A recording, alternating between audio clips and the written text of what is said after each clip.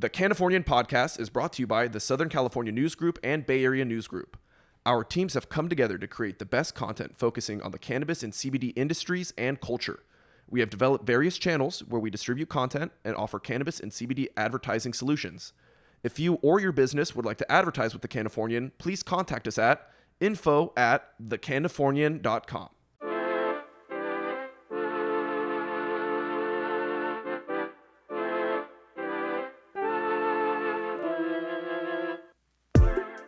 Welcome back to the Cannifornian Podcast. I'm your host, Kevin, and I'm joined by my producer, Danielle. Hey, guys. And today we have our final episode of Season 1. This time has flown by, and we've had so many amazing guests and discussions. Today will be no different. We have Sabrina, also known to her Instagram followers as Who Let Me Be a Mom. Sabrina is a canna-parent and a writer that has a story that I'm sure a lot of us can relate to. We'll be taking a deep dive into having the pot talk with your family, friends, significant others, and that's right, your kids. Dun, dun, dun. But hey, questions come up, and this could be a very real conversation that you yourself might have one day, so let's get into it. So, hello, Sabrina. How are you today? Good, thank you. How are you? I'm doing very well. It's good to talk to you again. You too. So I'm excited for your episode today because we're going to be talking about cannabis and parenting. It's a subject that is a little bit taboo that people want to get a little bit more background on. And I know that you have an interesting story yourself, your upbringing, and the way that you've transitioned into being a cannabis advocate and, just living your life as a cannabis mom. Yeah, I'm excited to share. Yeah. How did you start getting into cannabis, and what were some of the reasons? I know we talked about it a little bit previously. So I began consuming cannabis at an early age. It was like 13, and I had mentioned before that I grew up with a dad who also consumed cannabis, so I was just always around it. So I think when I was 13, I think it was more about curiosity, because you have friends and they're using it and you're kind of around it. So then they offered me some, and I was like, yeah, sure. I mean, I've always been curious to know like what the appeal is. So I tried it, and then after that, it was just kind of something I did. It wasn't something I normally did all the time, or maybe not even like once a week. It was very, very like on occasion. And then when I got to high school, it became more of a social thing, like at parties and stuff like that. And it wasn't until I was about maybe like after I graduated high school, like 18, 19, where I became a regular cannabis user. Gotcha. Yes. I know that your cannabis journey, like you said, it started early, but then it evolved eventually, and it did become somewhat of an aid for you, for replacing maybe some prescription medications that you had been using in the past that had been taking it out of you a little bit. Can you describe to us a little bit about that experience? Yeah. So when I was 13, I began seeing a therapist and a psychologist, and they both wanted to put me on prescriptions. They said I had PTSD and that the prescriptions would help with the depression and the anxiety. And so I began to take those, and then it just was the first ones that they put me on they just didn't feel right. So they put me on more or other ones. And then they were always trying to switch out the prescription to find whatever worked for me. But and that was like throughout, high school. And then I did notice that I started to change, and not for the better. I felt very, I felt like I was on autopilot. Like I was living life, but I wasn't here. Like I was there physically. I just wasn't there mentally and emotionally. Right. So I lacked the empathy for others. I didn't find humor in a lot of things that others would. I quit playing softball. I didn't find, enjoyment in things that I usually did.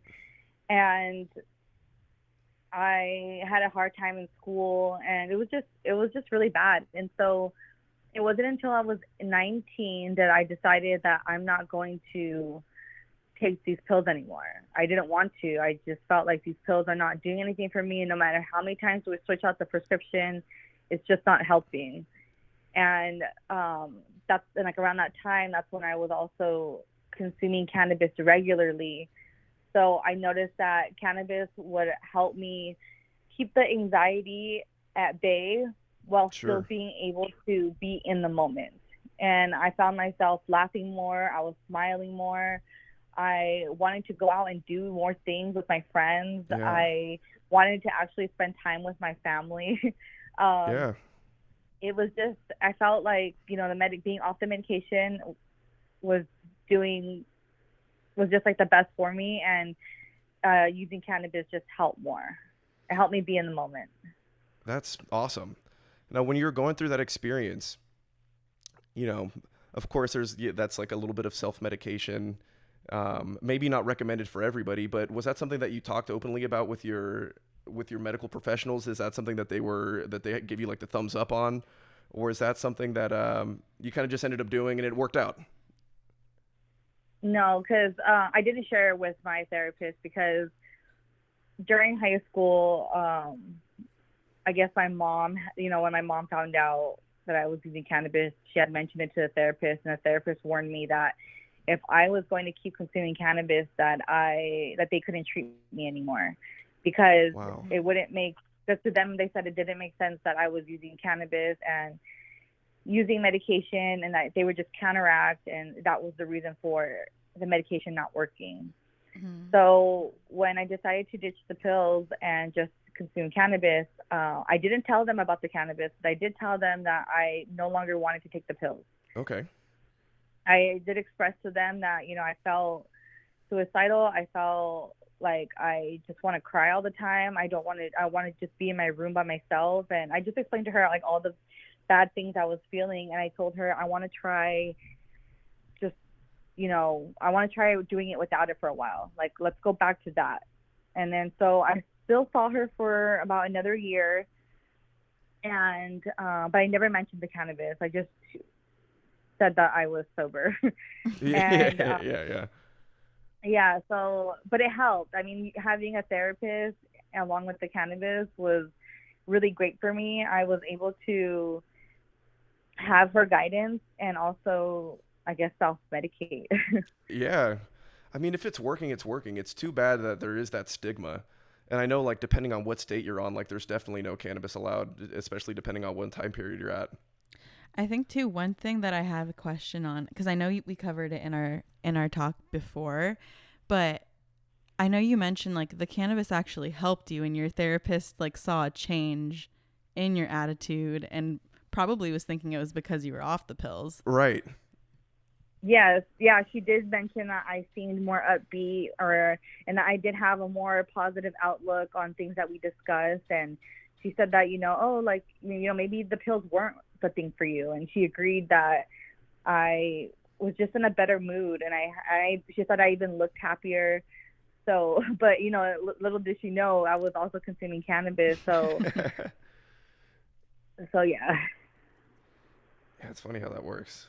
I mean, that's great. That's why we're here today, is to let people know about these things, because all too often, I think it's like the constant cycle with all of these things. We've talked to a number of people that have used cannabis to, take themselves off of the prescription medications, and it's pretty unbelievable that at this point we're still having difficulties getting the correct guidance with something like cannabis that's going to be able to treat us effectively. Yeah, I think it has a lot to do with not having definite answers. Sure. A lot of articles I read about, and they do these studies on people, and it's like, oh, but we couldn't get a definite answer because these people are also drinking alcohol or doing Sure. other drugs, and that affects the studies that they're doing. So if they can just find some honest people Yeah. that are only consuming cannabis, like, that would work. I would hope it would. Sure. And I'm sure, like, more and more people are using cannabis as things are opening up. I'm sure that we're getting there. The research is happening. And like you said, all these articles are being published pretty regularly, and there's all sorts of research happening. So it seems like we're getting there. It seems like we're getting there. Yeah. We're making a way. Yes, we're making that. I mean, look at us here. We're talking about, we're talking on a weed podcast. Like, that's crazy. And we found you I because know. you write weed articles on the internet. I know, like I would have never guessed that. I mean, that would, ever be a thing to do. Like I've spoken to older women who read the articles, and they say things like, "Oh, you're so brave that, you're so brave and you're so fortunate to be able to speak out on it." Back in my day, we would have to hide in the garage or hide in the bathroom because God forbid, a neighbor finds out and we're the talk of the town, or Yeah. we're just forever cursed as bad. Right. So can you tell us a little bit how you got started writing your cannabis articles? I know it was an interesting story. They kind of came out of the blue. Yeah, so we had moved to Arizona because of my husband's job relocated us there. And the first year it was just at home. I was just living the mom life. And then the second year I was just like, okay, I can't keep living like this without having any friends or without having a hobby or without doing something for myself. Yeah. So I had created a separate Instagram, and I kind of used it as a diary. I had also started a blog, and I was just using it as somewhere where I can write my thoughts and what was on my mind, or, and then whoever came across it just came across it. Like I didn't really have a target audience or have a goal. Yeah. And one day, this magazine in Arizona, it's a Cannabis Cactus magazine, and they reached out to me and asked me if I was willing to write an article for them about motherhood and cannabis. And so I agreed to it. And I just wrote about my personal experience and how I use cannabis and why, and kind of what my daily routine is like, and just kind of writing about showing how normal it was, how normal I was as a mom. I'm still doing the regular mom things all day long. I'm still present in my son's life. I'm still engaging with him all day. Me using cannabis doesn't mean that I'm going to get stuck on the couch and just ignore my kid all day. Like, it was actually helping me want to play with him. It was helping me relax, and because I have anxiety. So when there's messes, I'm like, oh my God, we got to clean this up. But instead, when I smoke, I'm like, okay, we can worry about this mess later. Like, let's keep playing and we'll clean up later. So I wrote about all of that. And when the article came out, a lot and felt like they could relate to that. And everyone started reaching out to me and saying how thankful they were to read something like that was relatable to them. And so the magazine got a lot of good feedback from it. And then they asked me to be a regular contributor to the magazine. So I agreed, and now I'm an advocate for mothers and cannabis, and I write about motherhood and cannabis. That is so cool. You have found a little lane. And in a state that you don't really necessarily think about as a cannabis state. It is, at this point, is it recreationally legal in Arizona? Or are we still, They are now. Yes. Yeah, recently, right? Yeah, after this year, they became recreational. But when I was living there, they were medicinal. Medicinal, correct. Now, I know you said your father used cannabis, and he maybe was a little bit more involved with cannabis than just consuming it. Did he ever have the pot talk with you? And if so, how has that affected the way that you would present the pot talk to your kids in the future, or perhaps your peers, parents, etc.? Yeah, so my dad was more involved. He was, how do I say this? Like distributing it, I guess. Like, he wasn't selling it directly to a bunch of people. It was more like he had these guys come and they would sell it for him. And so I was around cannabis a lot. And as you get older, you have questions, and I would ask, and sure, or my sister would ask, and his explanation was just like, he just treated it like alcohol. So he would just say things like, "Oh, this is for adults," or it's like he would compare it to like a cigarette, and just say that, like, I don't want to see you touching this, and if you ever do, like, you better be in your 20s, or you better be older, you better be an adult. Yeah, it's like your dad talking to you about drinking.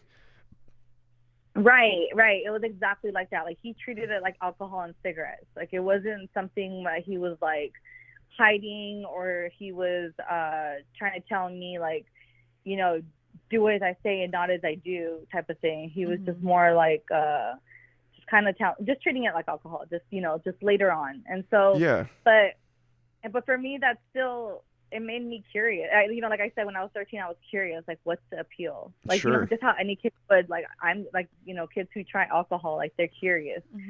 So I think that now, knowing what I know about cannabis and from my own personal experience, I do want to let my son know that, you know, this isn't something that you should experience until you are 21, because your brain is still developing. You know, I want to tell him why.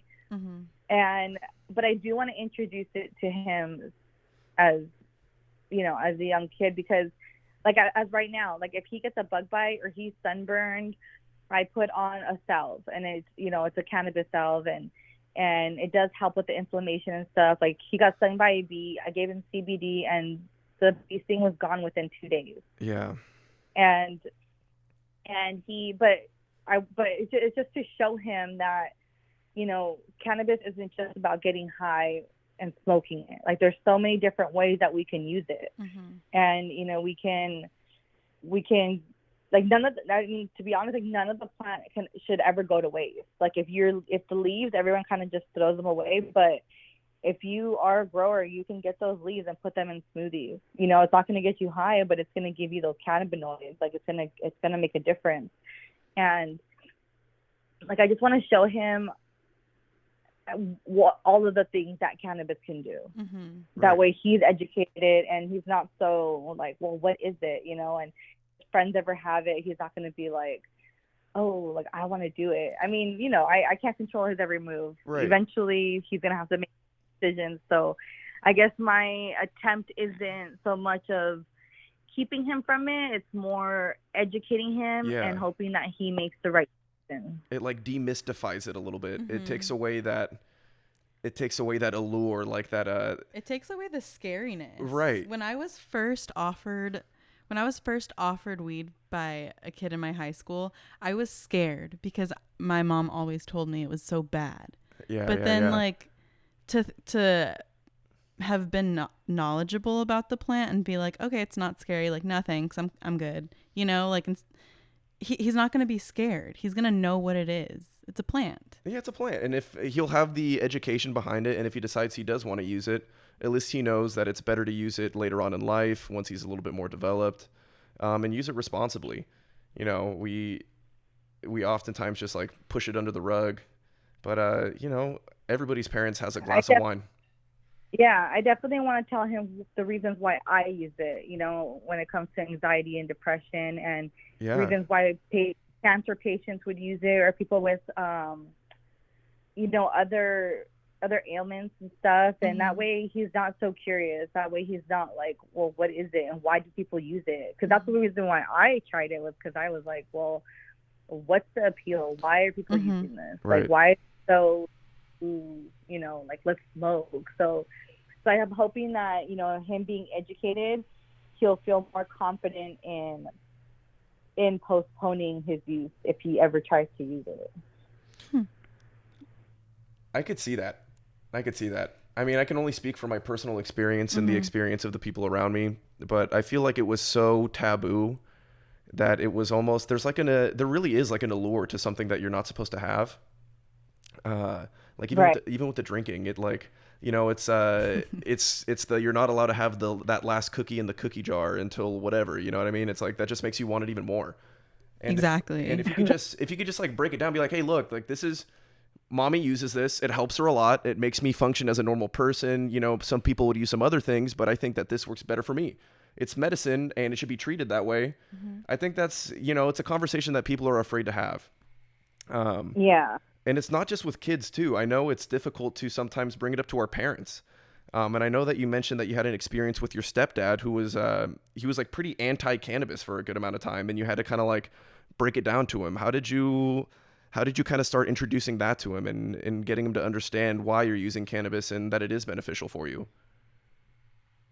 Well, when my when I started to use more regularly, well, my parents had always worked nights, and so my parents always worked nights, and so they were gone by 8 o'clock at night, 7 o'clock, Yeah. and the house was just kind of open, and I would just smoke there. And then there was a couple times when he'd come home early for his lunch break, and he's like, I can smell weed. Like, who's smoking weed? And at first, I think he just kind of assumed that it was my older brother, and he didn't care. Nice. But then after a while, he'd be like, well, my brother, like, Mike's not here, so if it's not him, then who is it? And so, after, parents are not dumb. So after a while, he caught on, and of course, he was against it, and he was just like, I don't think I ever got grounded for it. He was just more upset and telling me, like, I don't want to, smell it in the house. I don't want it in the house. Mm-hmm. And I don't want to find out that you're doing it again.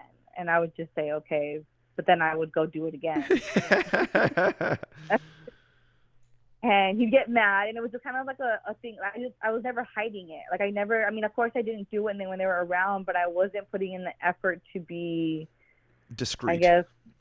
Yeah, more discreet. I would smoke outside, but maybe it would have been smarter for me to not smoke underneath, like, the patio. Maybe I should have smoked out the window. in the or by a window. Maybe I should have smoked over there by, like, further out into the yard or something. But yeah. But I just didn't. And then I remember when I stopped with the pills, or taking the prescriptions, I was consuming more, and I was, like I said, I was going out more. Like, I was finding myself. Like, I was being more outgoing, and I was having more friends, and I was smoking more weed. But I think it felt like I was doing other things too. Like, I was being bad, and I was being what's the word, like, defiant. And it wasn't, because they were just so used to me being at home and being quiet and being, like, a good girl, I guess. And it wasn't that I was doing bad things. I was just actually having a social life. Yeah. And at that time, I had just bought a car, so then I was really free to do whatever, whenever I wanted. Mm-hmm. And so I didn't like that. They didn't like that. I guess they felt like they were losing control of me, and that brought a lot of arguments. And so we weren't getting along during that time, and they were just like, oh, it's because of the weed. Like, you're being this way because of the weed. And I'm just like, no, like, you guys are not just... I'm growing up now, and you're not used to it. Mm-hmm. You're not used to me making my own decisions, and you're not used to me not being home. And you think that just because I'm out there means I'm doing something bad. And I'm not. I'm just hanging out with friends, and I'm making more friends, and I'm enjoying life now. Yeah. Like, just let me live my life. Totally. And so there came a point where they were like, where we just weren't getting along, and they were being disrespectful. So then I started to be disrespectful. And then they had kicked me out. Oh. So they kicked me out, and then I was living with my grandparents. And after a while, my grandparents were like, okay, like, we don't like this. Like, we don't mind you living here. It's just that we don't like that you and your parents are not talking. Like, it shouldn't be this way. Yeah. Mm-hmm. So let's have, like, a sit down conversation, and let's talk it out. So we did. They invited them over. We all sat down, and I got to express how I was feeling and what was really going on, and then they got to express how they were feeling and what they thought was going on. Yeah. And so we let it all out on the table, and my dad had said, we would like for you to come back home, but you have to stop smoking weed. And I said, I would like to come back home, yeah. but I'm not going to stop smoking weed. And so what was the response? They just kind of stayed quiet, and I told them, like, this is just something that we're going to have to agree to disagree on. I'm telling you, I'm being honest with you. Mm-hmm. I'm telling you why I'm using cannabis. Don't you see it? You said yourself that you see a difference in me. Right. I was using, the prescriptions, and this is what works for me. So I'm not going to lie to you and say that I'm not going to use it anymore. I'm being honest with you. I am going to use it. I'm not going to stop. Right. And they were just kind of quiet, and then they asked my grandparents, well, what are your thoughts on cannabis? Or, they said weed. And my grandma was like, I don't think you want my opinion. Oh. And then and he was like, no, I do though. I want to know what you think about it. And she said, well, if I'm going to be honest, I think, smoking weed is like me coming home at the end of the day and having my glass of wine. Wow. Look at Yeah, Grandma. Grandma. So Yeah. progressive. Yes. Have my I was like, yes. Obviously I didn't say that, but in my head I was like, and my grandpa was like, I mean, yeah, we all did it. It was just something we did. And then he's like, and we all turned out fine. Right. And so I guess they kind of just thought about it and were like, all right, well, we're not winning here. So they let me come back home. And then I think the more that they saw me, the more that, once they accepted that I was using cannabis, but along with seeing me be a productive person, like I wasn't just, I also worked at Bank of America, so I had a good job. Mm-hmm. Right. I was going to work, every day, and then on the weekends I'd go out, and it was just, I think they just realized like, oh, she's just being a normal. By this time I was like 20, 21, so there was like, oh, she's just being normal. Like this is her, a normal person growing into adulthood, and she's just, finding herself. Like Totally. I think they finally realized that, and so now. I'm respectful. I don't just, when everyone's home and all the kids are around or something, like I don't just go to the backyard and start smoking. Like when I go out there to visit, I just, I find the right time and the place. So, if the kids are sleeping or if they're occupied, I'll step outside or something, like, so they don't mind anymore. So it's not like a big deal like it used to be. Yeah, that's great. That's great. Yeah, I'm sure it took them some time to realize. Like, it's almost like you were making it for lost time. And they had built like this expectation about you, you were using the pills, whatever, and you were acting a certain way. And to see you, they were probably thinking like, oh, she's rebelling. But really, like you said, you were just adjusting and coming into yourself, which is amazing. And the way you stood your ground is like what shines for me. Totally. It's funny. You kind of, the situation kind of reminds me of my brother, and then I feel like I'm kind of like grandma and grandpa with my parents. Yeah. But he stood his ground just like you did, and I'm like, these are the people that are making the difference. Like this is how you are making a difference. You're standing your ground and you're explaining yourself. Thank you. I really felt like this was something that I'm not going to back down from, because one, I'm not a good liar. I've never been a good liar. So if I'm, consuming, like, I just can't lie about it because they're just going to know. And I felt like lying would just be worse. And also not even cause more problems. But if I felt like if I was going to lie about it, then I feel like that's me admitting that I'm doing something wrong. And I didn't feel like I was doing something wrong. Totally. Well, I mean, that's great. I mean, I'm sure now that you have the kids and everything, as far as your friends go, are they on the same boat as you? Are most of them cannabis users? Or have you had a hard time communicating your cannabis use, or has anybody given you a hard time about it? And, the cannabis talk exists in multiple different fashions. That's another one. Sometimes our friends don't really accept what we do, or maybe shy away from us because of it. What's your experience been with that? Well, I grew up in California, so all my friends, I think we're all pretty acceptive to cannabis. But I did have a few friends who, because, not everyone consumes. So I did have a few friends who would make their comments like, do you have to smoke before we leave? Like, yes, I do. Like, you pregame, then you just took 4 shots. Like, why can't I smoke before we leave? Amen. I'm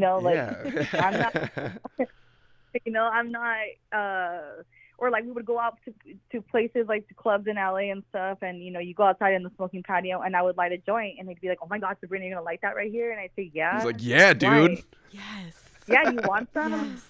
Oh, what if we get kicked out? I'm like, they're not gonna kick us out. There's people here doing worse drugs than we are. Oh, for sure. For sure. Yeah, like, come on. I was like, no, I'm not gonna get kicked out. Like, it's fine. Like, I'm sure I made them uncomfortable in certain times. And, they make their comments like, "You're going to smoke again?" I'm like, "Yeah, I'm going to smoke again. Are you going to have another drink?" Got him. Yeah, like I would just reply like that. And I think after a while, they kind of just got it. And then like, you know, they were just kind of like, okay, well, we're not going to say anything because she's just going to come right back at me. And that, and also, you know, I had friends who would be like, you know, like, who they would just not like question me as in like judging me, but just question it. Like, don't you get tired? Smoke so much throughout the day, don't you get tired? Or I can't smoke because all I do is eat. Like, how do you not just eat all day? And it was more like them being curious and asking questions. And I was just always honest, you know, like, weed doesn't affect us all the same. It doesn't. Yeah, it really doesn't. Yeah.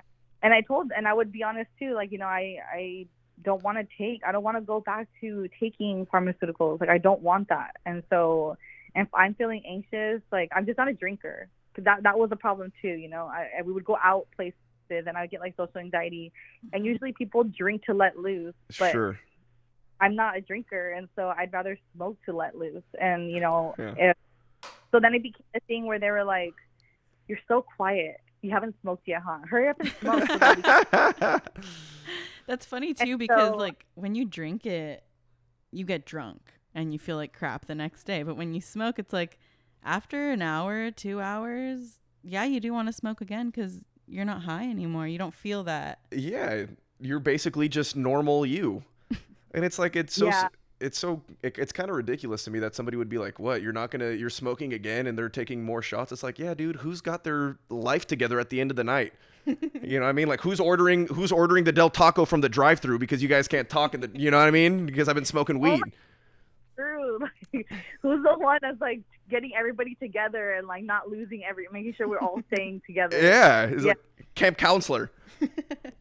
Yeah. There's lots of times where I felt like, oh my gosh, like I'm like, you just sobered me up right now. Like, yep. So drunk, and like whatever you just did right now just sobered me up. Like, oh my gosh. Like, yeah, like you become the responsible one. Totally. I feel like everybody can benefit from the high friend on a night out.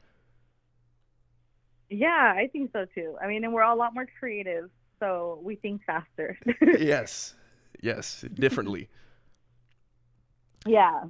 Now, I know you had an interesting experience, which is kind of something new that I hadn't heard too many people talk about in the cannabis space, so you posted something about your consumption or lack of consumption at a certain point in your life, and somebody actually called you a non-advocate because you decided at a period of your life that you did not want to smoke weed. Can you tell us a little bit about that? Because in all these conversations that we've had with people, they've really emphasized like how supportive and how great the community is. This is just kind of like a different insight that people may want to get a little bit more insight into. Yeah. So when I think it was Monday, I posted a reel. Oh, it's recently. And yeah, this was just this week. I posted a reel, and it was me in the car, and I was, you know, like, obviously it's fake. So I'm in the reel, I'm sleeping, and then I wake up, and I'm like sniffing the air, and I say, it smells like weed. And my husband says, it's just a dead skunk. Go back to sleep. And I'm like, oh, okay. And so then I go back to sleep. And in the caption I wrote something like, who else is on a cannabis break during who else has been on a cannabis break during pregnancy to avoid CPS, and it's all you smell, or something like that. I wrote something Yeah. And someone wrote to me saying that they were disappointed of my caption because me, out of all people, you know, all those about, you know, all the things that I write about and all the empowerment about, you know, women making their choices to smoke cannabis and stuff, out of all people, I wasn't representing that. And that my caption could scare other mothers away from smoking while pregnant to avoid CPS. And she just said that I wasn't sticking to my word, that I wasn't being a true advocate. And maybe I should have been more clear in my caption, but it wasn't. I just felt like the caption was very relatable. You know, I also write to relate to mothers. Sure. And all mothers live in a recreational state where they can just smoke freely. Yeah. You know, there are mothers out there who are in the illegal state and they are hiding, or they do have to quit because, they're going to get drug tested and CPS may come and they're in fear of what's going to happen. So I just left the caption as that because I felt like it was still relatable. And she was upset. So, I just replied and I said, and she's like, but everyone has their own choice. And I said, yeah, dealing with CPS is my choice. Just because I'm an advocate doesn't mean I'm going to go out there and purposely cause problems. Yeah, and be irresponsible. Right. And so, and even though I'm in California, I know that cannabis is not looked at as bad as it used to be. And I have friends who are social workers.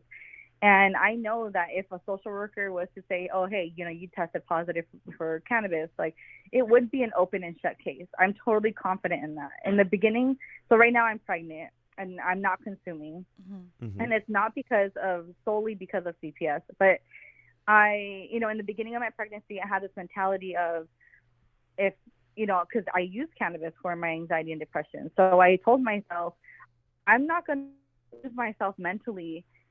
And I still have the family to be a part of. I can't go into the hole of depression or be freaking out all the time with my anxiety. Like if cannabis is going to be what's helping me, then I'm willing to keep using it. And if I have to, I will deal with CPS when the time comes. I don't care. Mm-hmm. But it didn't work out like that for me because in the beginning of my pregnancy, all the way up until my second trimester, up until mid-second trimester, so for a long time, I couldn't keep anything down. Everything was making me really nauseous, and I couldn't. Sometimes I couldn't even keep water down. And of course, the first thing that comes to mind is I'm gonna go smoke weed so that I can feel better. It's gonna help me. So I would do that, but then every time I took a hit, I would just throw up, and it was making me even more nauseous. And then I would try edibles, and then the edibles would give me anxiety. So either way, I just wasn't winning. It just wasn't helping me. Right. I was really anxious, and it just wasn't affecting me the same way. And so I just thought to myself, like, okay, well, I can't smoke anymore, like right now, because it's doing me more harm than it is good. Yeah, that's great self-awareness. Yeah. So then also during this time, I also felt like I'm not experiencing a lot of anxiety or depression. I'm actually in a good mental state. Like I'm happy. I feel empowered that I'm creating life. That's awesome. I'm content, like I'm not having these bad thoughts or having the anxiety or the depression, or I'm really happy at this time. So I felt like if I don't need to consume cannabis right now, then why should I?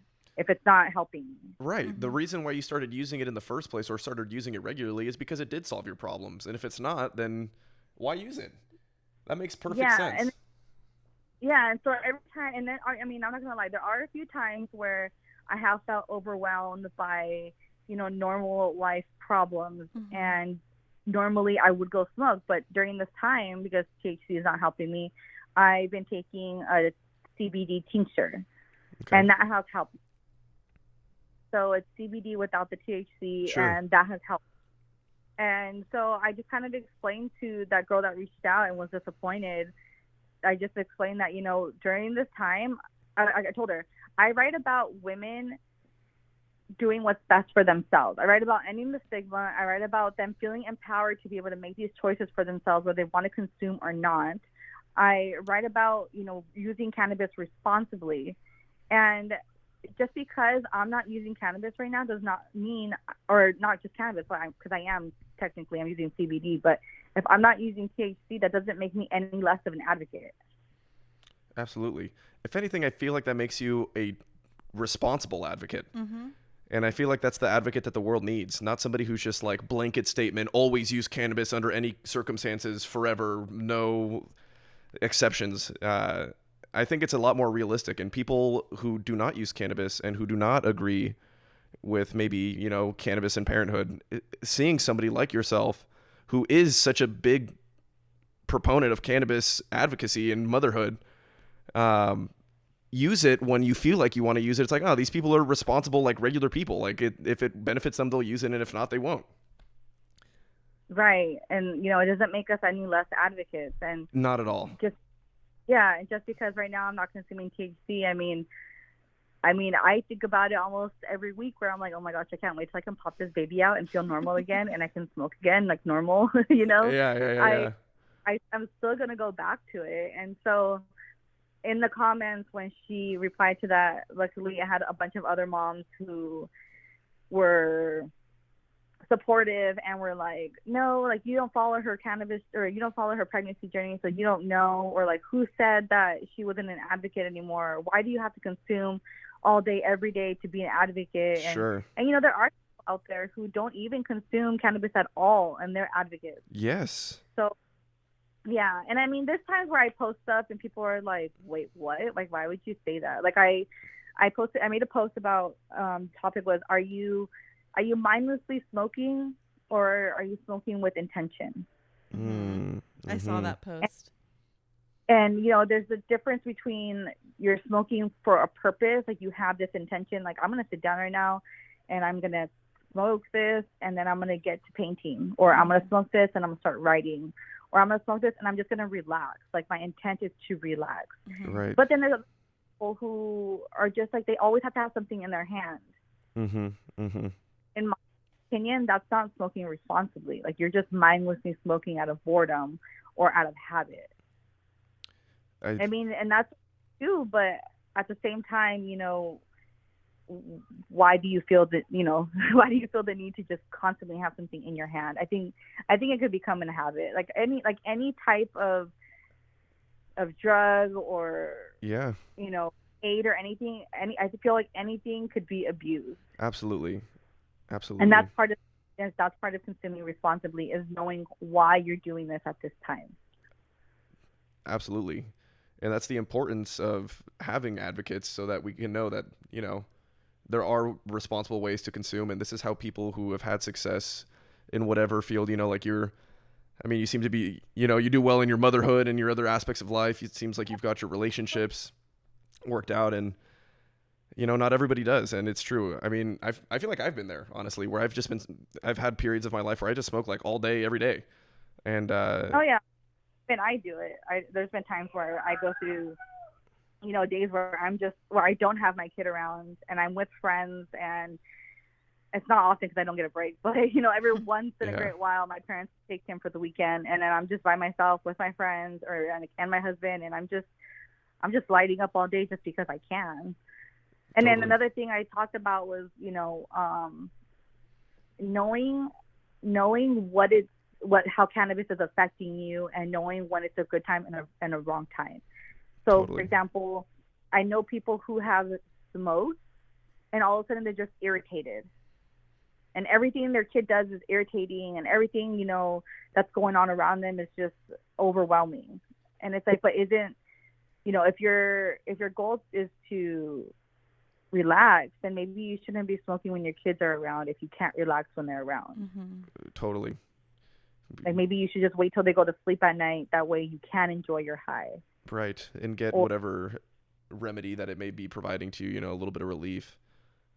Otherwise, yeah. I mean, I don't think it's for everybody. Like I said, it affects everyone differently. And I personally don't think that just because I can go smoke and then come and play Hot Wheels with my kid, like, doesn't mean that the next mom can.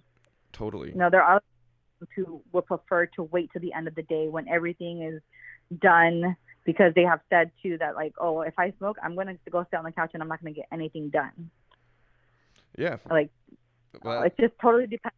Yeah, that's not you. That's not you.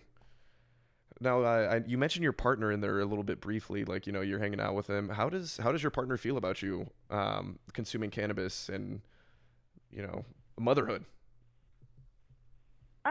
So when I first met him, he didn't consume cannabis, but, you know, like all of our friends did.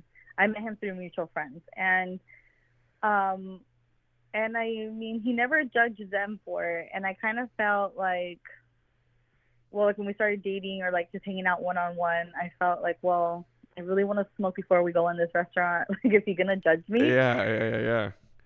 You know, or like, oh, my car reeks right now. Like, is he gonna say anything, or is it gonna bother him? Like, you have these thoughts, and usually I wouldn't, because, you know, I don't care. But when you're starting, you know, when you have a love interest and you're starting to like get close, like there are obviously things that you now second guess.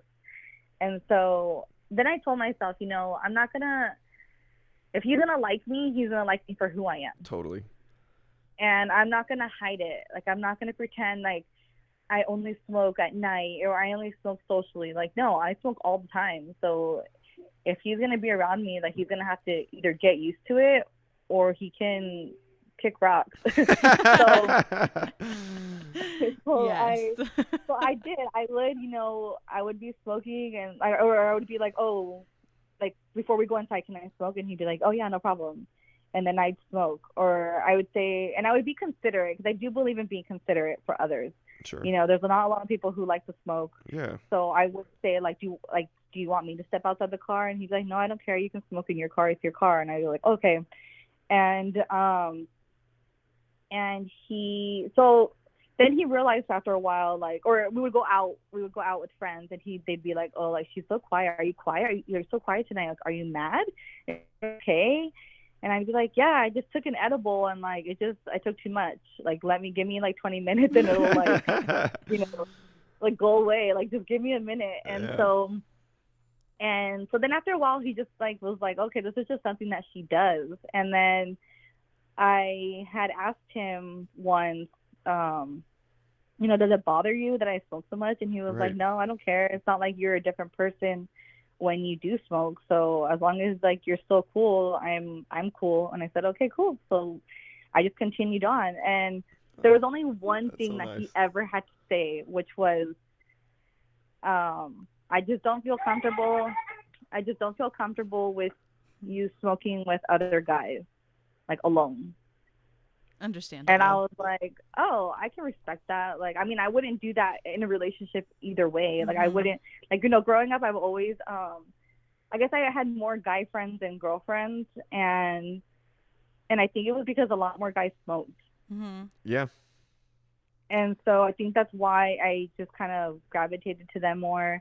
And it really was friends. Like, if you knew me, you knew that I wasn't the type to, like, you know, be with this guy or be with that guy, and every time I would smoke with a friend, I'd always make sure I had my own, so that not one guy could ever say like, oh, I smoked you out, now like you owe me this or something like that. You know, guys can be really weird. Yep. So I'd always make sure you're in the, like, they knew they're in the friend zone. And so and so when he said that, I was like, oh yeah, for sure. Like, even if, you know, like, I wouldn't do that anyway out of respect for the relationship. I just wouldn't. So that was the only time he ever had anything to say. And then when I became a mom, you know, after a while, he knew, like, this is what she does to feel better. Yes. It's not something that she's doing just because she's bored or because for whatever other reason. But he knew that it was because it was going to make me feel better. Yes. And so when I became a mom, I smoked during my first pregnancy, not like constantly. It was just here and there, and he didn't mind it. And then after we had our son, like a month later, we moved to Utah because his work relocated us to Utah. So when we were there, I didn't have it, and I fell into postpartum depression like really hard, and it was just horrible. I wasn't the same person. Like, I was just so easily irritated. I was upset all the time. I was always crying. It just wasn't my normal self, and it wasn't the person that he knew. And he would come home, and I would literally just hand him the baby and just be like, I need 20 minutes, and no one speak to me. Wow. If he needs something, like, you figure it out. Don't ask me. I need 20 minutes. Leave me alone. Yeah. And I would go into, like, the bathroom and just cry. And then, so then he was like, we need to find you. We need to find you. Like, we gotta figure something out. Yeah, we need to do something about this. And so eventually, so I was like, okay, well, yeah, I agree. So we found someone, because, you know, Utah is very illegal there. So and no one talks about it. So it was kind of hard. But then we found someone who goes to Colorado and buys it. And she would come back to Utah with it. Allegedly. And so, And then I would just get it from her. And then that started to help me. And so I appreciated that he was supportive of that. And then when I started to, when we moved to Arizona, and then I got my med card, and then I was going to these cannabis events, and I was writing about being a mom in cannabis, he was actually very, very supportive. And he's totally like, oh, like, if you write another one, like, I want to read it. Like, he's just so supportive and very willing to, how do I say this? Like, stand up for me, I guess. Because, his family is they're old school. So they're like, oh, she's a drug addict and she's this and she's that. And he's like, she's not, though. Like, he stands up for me, and That's awesome. And even now, I obviously don't work because I'm a stay-at-home mom. And he always makes sure, like, oh, how are you on weed right now? Do we need to stop at a dispensary while we're out right now? Oh, man. He takes care of you. It's like going to the pharmacy, man. Yeah, and then I was like, we're out right now, so if you need to go to the dispensary, like, let me know now so we can just go. And then I was like, okay, yeah, let's go. And then, or there's times where I'll reach out to him, like, he's at work, and I'm like, hey, like, do you think that I can go to the dispensary tonight? And he'll be like, well, I want to go with you. Like, I'll go with you. Like, I don't want you to go by yourself, so I'll drive you there. That's and I'm nice. like, okay. So he's super supportive. Yeah, and so we'll take our kid. I mean, obviously the kid doesn't go inside. They'll wait in the car. So we all jump in the car, and we all go together. And then I get off and then go get it and come back. And then for, like, my birthday or for Mother's Day or for Valentine's Day, he'll go himself and he'll go buy it. And then surprise me with it. And there's been times where it wasn't even a holiday. He just goes and gets it for me just because. Oh, that's very nice. Sounds like you got a good one. He cares about you, Sabrina. I feel so lucky. I really do, because I have friends who want to, or women on Instagram who reach out to me, and they're like, how do you get your husband to support you? Yeah. How is he okay? How is he not a cannabis consumer, but he's okay with you doing it? And I'm just like, honestly, it's nothing that I had to convince him of.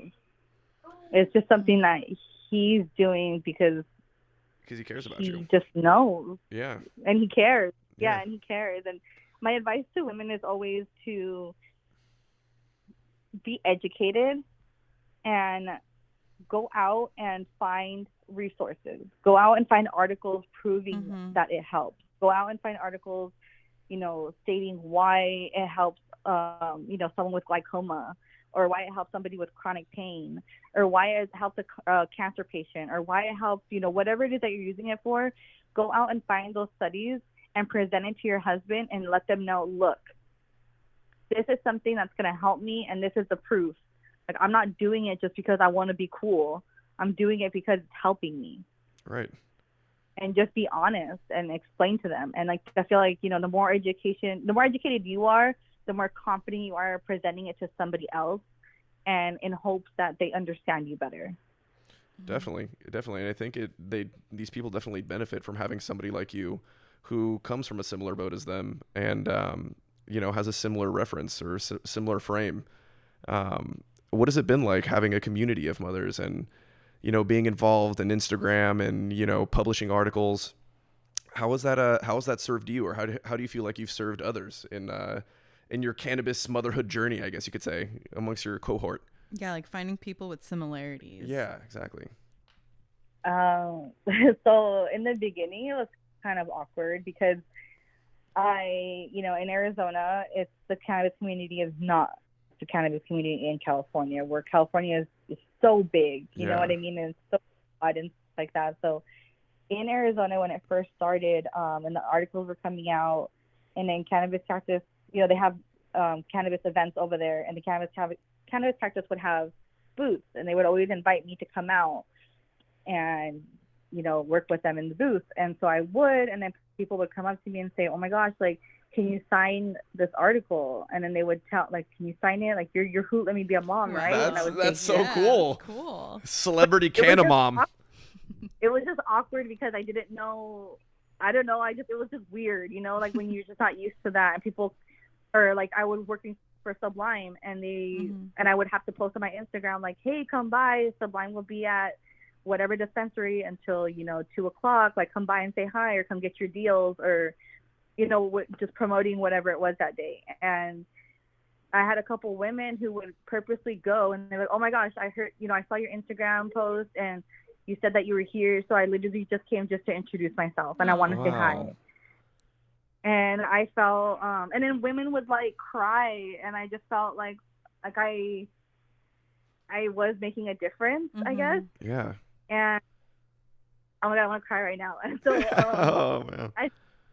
I just felt great to be, I guess, recognized, not like in like, oh, that's who let me be a mom, but recognized for, my efforts, for wanting for all women to feel like they weren't alone. Because it's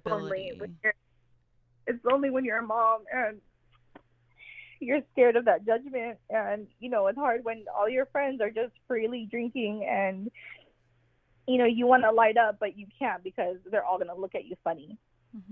And it does feel isolating, and to be able to empower other women to be more open and to be honest and educate themselves and find other moms who, leave those friends who are judging you and find other moms who have the same interests is just, it feels good to be able to do that for other people. And so,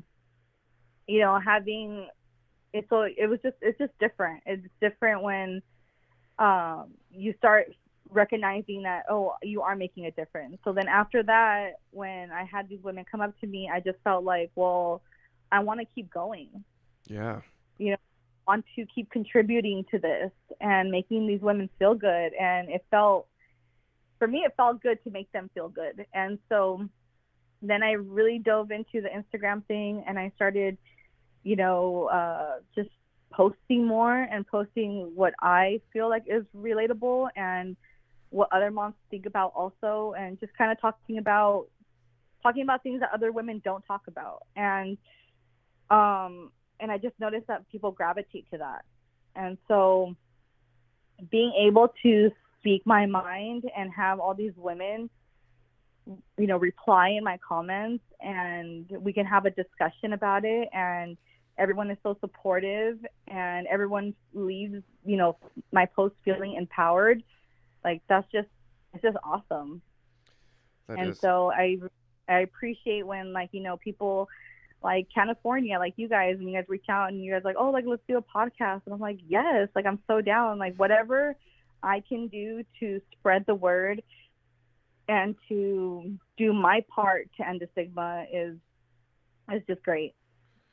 That is awesome. And, you really do serve a purpose. And obviously, I mean, you see it just on a small scale with the people that come up to you at these different events, but I'm sure that you're reaching a lot more people that maybe are a little bit afraid to respond, or they're just kind of like lurking in the backgrounds. I know I'm a lurker too.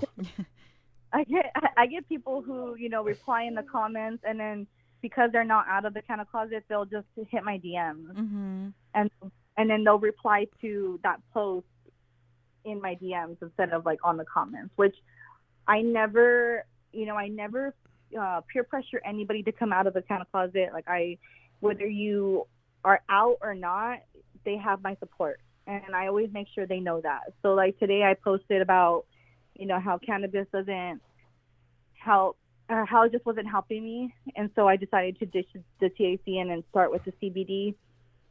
And so, at the end I wrote something like, whether you are feeling empowered to make the decision for yourself to smoke during your pregnancy or not, or you are smoking during your pregnancy, but you're hiding in fear of judgment, I support you either way. Which is something people really need to hear. Yeah, like I feel like that's just important for people to know, is that as a cannabis advocate, I'm not gonna be like, you need to come out, you need to break the stigma, you need to, let it scream at the top of your lungs and let everyone know. It's no, you do it when you're ready. Right. And I support all women, whether they're hiding or they're not. I feel like all moms at the end of the day just need the support. Absolutely. And I'm sure they very much appreciate it, as mentioned before. And that, that kind of brings us to the end of our time. But this is a great opportunity for us to give you a chance to shout out any social media or your website or your website, your blogs, and where they can find your rating, because I feel like a lot of people are going to benefit from your resources and, find that sense of community that they're looking for. So many women and just parents in general, I think. Yeah, 100%. Yeah. So right now I'm just on Instagram, and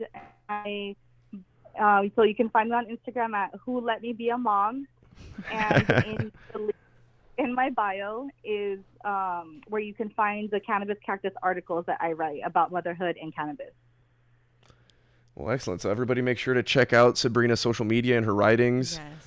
If you're looking for a community of motherhood and people who are just like-minded parents that use cannabis, or maybe that you're afraid to use cannabis and you want to see how other people are expressing themselves to, open up the conversation. Yeah, exactly. Yeah. And not just moms. I've also been getting a lot recently dads who are into cannabis and who, have corporate jobs and careers and stuff like that. And they can't, be honest about their cannabis use. And they're also, now adding me on social media, and that feels good too. And so recently for Father's Day, I put together a Father's Day Canada gift guide. And so now I'm trying to, now that I see that they're, adding me, I'm trying to include them too, because at the end of the day, it's not just moms who are hiding, but also dads. And I want everyone to feel included.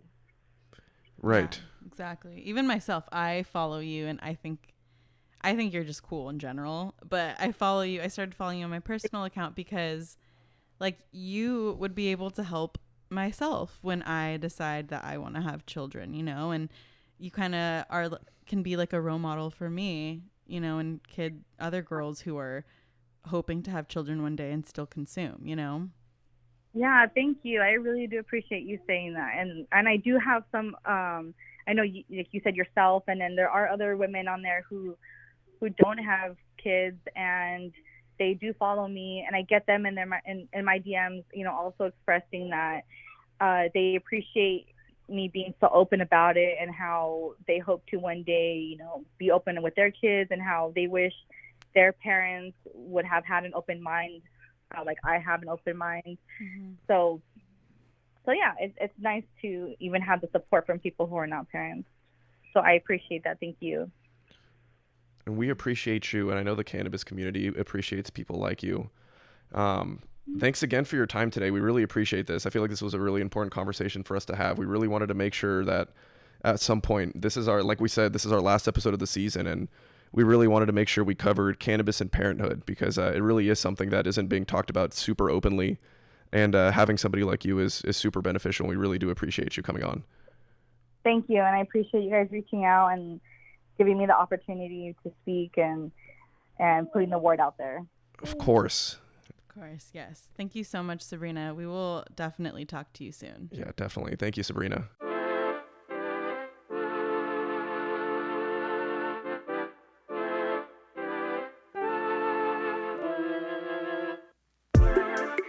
Thank you for tuning in to this week's episode, and special thank you to Sabrina for taking the time out of her day to have this awesome discussion.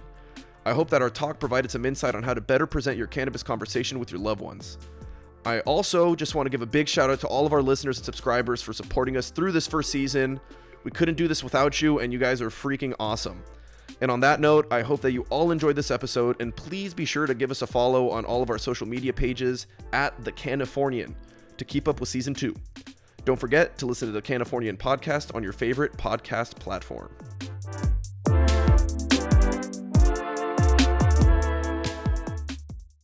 The Cannifornian Podcast is brought to you by the Southern California News Group and Bay Area News Group. Our teams have come together to create the best content focusing on the cannabis and CBD industries and culture. We have developed various channels where we distribute content and offer cannabis and CBD advertising solutions. If you or your business would like to advertise with the Cannifornian, please contact us at info@thecannifornian.com. The views expressed by guests on this podcast are their own, and no endorsement is implied by their appearance. Views expressed by podcast employees are those of the employee and do not necessarily reflect the view of the Cannifornian, its parent company, or its affiliates.